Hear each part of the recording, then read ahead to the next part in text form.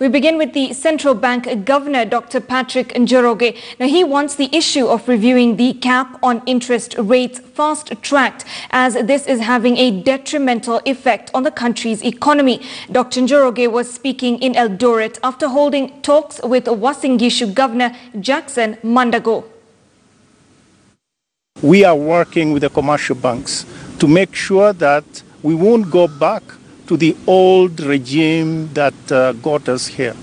The caps obviously have, in a sense, destroyed a lot of our parts of the economy.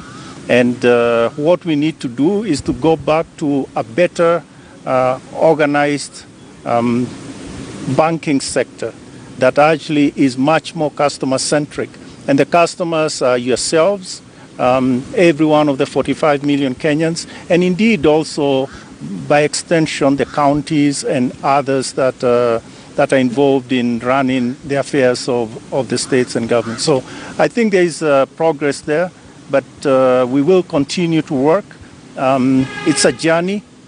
We started on that journey. We started it some time ago, but we are hopeful and that we will actually have a solution that works for Kenya, for Kenyans, and indeed provides the opportunities that